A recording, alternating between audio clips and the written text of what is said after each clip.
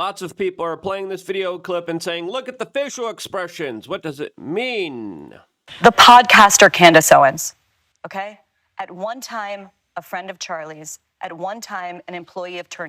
I don't know, but people are making a big deal out of it. As, of course, we are now getting the news from Erika Kirk that there will be a one-on-one private meeting and discussion between the head of TPUSA and Candace Owens. Candace Owens has a response to this, as that meeting will be taking place when this video is released. All of this as Bari Weiss just came out with her full interview with Erika Kirk, as she now is cheerleading what looks like a call to censor social media.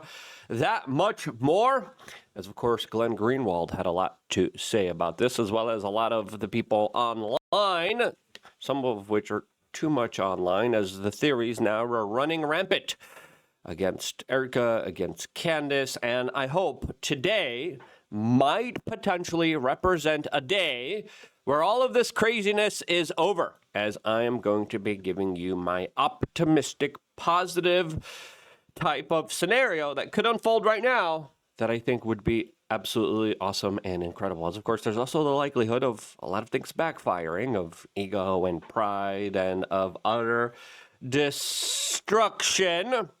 I hope that doesn't happen here, as of course there's a lot to talk about, specifically when it comes to conspiracy, specifically when it comes to what looks like a Candace prediction here that a lot of people are saying is actually correct. Who's in the right? Who's in the wrong? We're going to be discussing that all here on this independent media broadcast that is paid for by you. If you appreciate these type of discussions, subscribe, click the notification button. We greatly appreciate all the time that you, of course, spend with us. Now, let's just get right into it.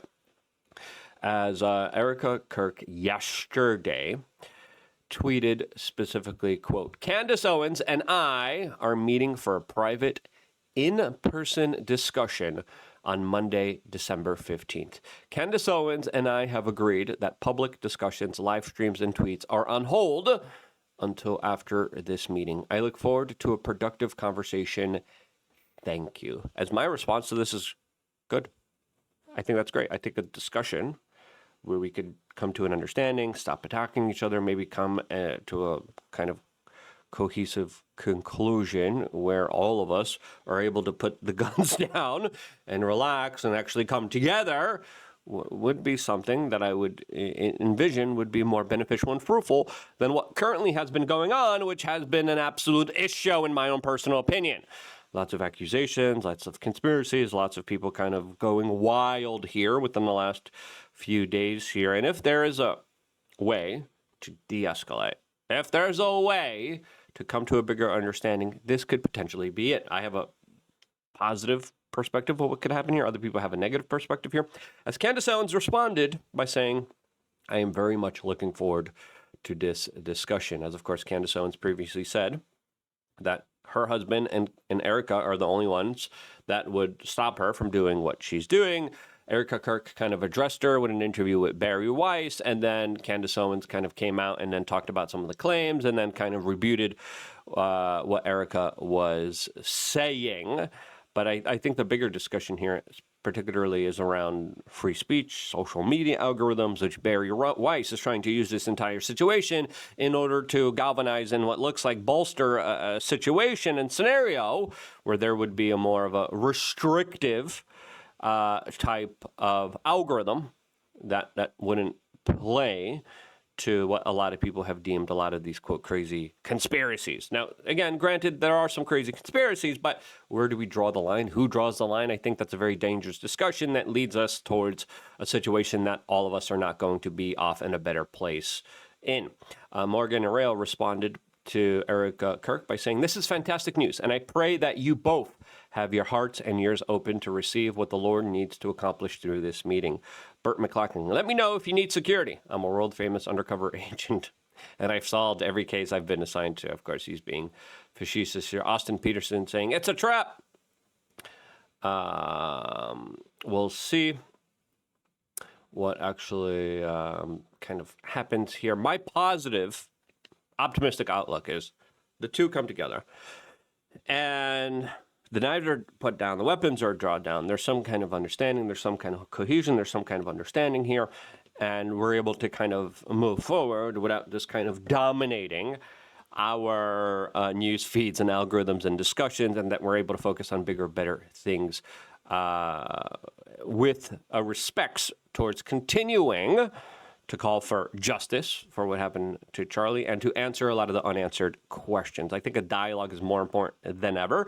There are some like weird, suspicious kind of things that I have my own questions about. Yes, other people have taken it too far, but again, we got to understand you cannot throw the baby out with the bathwater. So I think this is a great first step that could potentially lead towards, and again, the memes here are just viciously going after both of these women. And I'm saying, we need some détente. We need some rest. We need some time to recover. Other people have a more negative outlook about what's going to happen here. As Joel Bari says here, what will happen? Candace will come out of the meeting and immediately mischaracterize what she said. She'll get a week's worth of content out of that. Then Erika will be forced to respond. Candace will get another week of content out of that. And we go on. I don't like to be so negative. I hope that doesn't happen. That's what the perspective of some people is. Other people are saying she's making too much money, Erika. And again, I think she's already pretty wealthy. I don't think money drives her. I think there is a lot of emotion that could explain a lot of the kind of behavior here. Now, before going on to this kind of Bari Weiss interview, because it looks like she kind of hand-selected a lot of the kind of more egregious theories out there and kind of presented them with just people having overall skepticism, which I think is a little bit unfair here personally. Before getting into that and talking about what a lot of people were calling her push to censor social media that much more, just really quickly, we wanted to tell you about wearechange.shop. I really like my shop because it's supplements that I personally take, that I personally use. Our first supplement that we started off with was ashwagandha. Why? Because it was very powerful for me to deal with my anxiety, to deal with things that I was dealing with personally. It has helped me out tremendously. I think it could potentially help you. Not everyone should take ashwagandha, as of course you should talk to any type of medical professional and do your own research before putting anything into your own body. As of course a lot of people with different health ailments should try to stay away from it. As of course we have a post here from Letty saying high cortisol is silent wrecking your health. Most people have no idea that their stress hormones are stuck in fight or flight modes. These are 9 tools to help you lower your cortisol and calm your nervous system. Number 1, saunas. I love saunas, and they're great. And in that list, he has ashwagandha as number 7, saying the most proven adaptogen on earth, lowers cortisol by up to 27.9%, reduces emotional eating, boosts testosterone in men, and it has been shown for some women to normalize their nervous systems. As people are saying, this will reset your stress hormone. Now, there's medical professionals that are saying you shouldn't take it more than 3 months so your body doesn't become dependent on it. Other people, like Andrew Huberman, are saying 1 month. I like Andrew Huberman. I like the data and research that he came out with this, so I just personally take it 1 month out of the year. I know people who have been prescribed to this, and it has helped them deal with a tremendous amount of emotional stress, which I think it's fair to say a lot of people are dealing with and expressing in a lot of ways that aren't the best type of conductive conversations. We hope that ends, and we pray that it ends, and we pray cooler heads prevail, and that we're able to move forward in a more kind of cohesive, understanding type of way where we're able to discuss things normally. wearechange.shop. Check it out. The link is down in the comment section, and this is how you support yourself. This is how you support us at the same time. Now, the Bari Weiss, Erika Kirk interview was a little weird in my own personal opinion.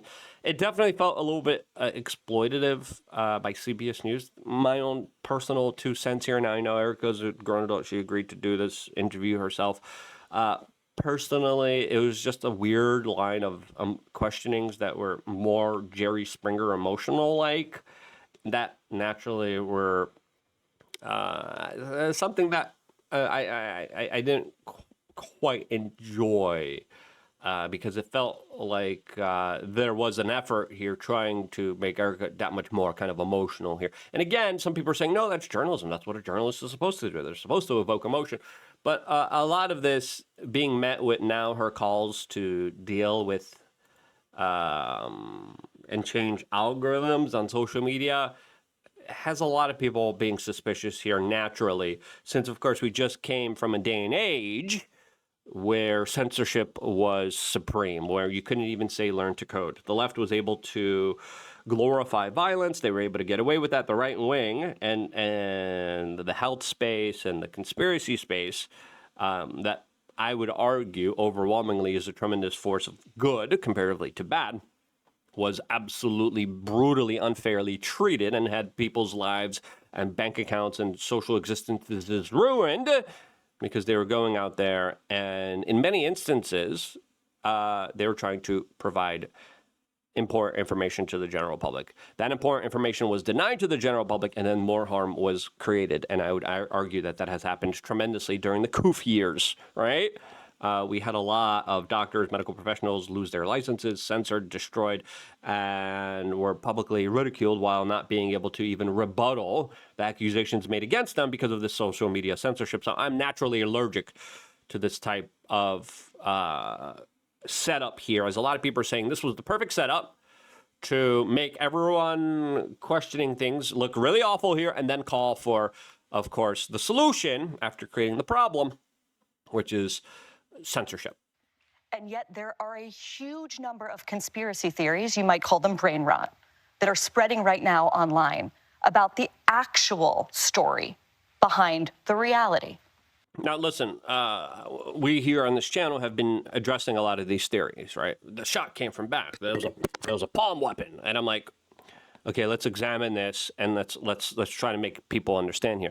Other people automatically are like, and then because they responded that way and not having a kind of conversation, which I think everyone is entitled to have, I think every claim deserves to be addressed, no matter how ridiculous you might think it is, especially in this new kind of day and age we're living in where truth is stranger than fiction. I think we need to call things out that we think are wrong in a nice kind of adult type of fashion way. And that's how you deal with a lot of the more ridiculous theories. And I think we've been doing an okay job at that. If you think we're okay, you're subscribed to the right channel. If you think we're bad, you're not subscribed. It's okay.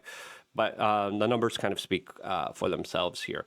But again, she's going off like, okay, there's like some crazy people here. Yeah, there always is.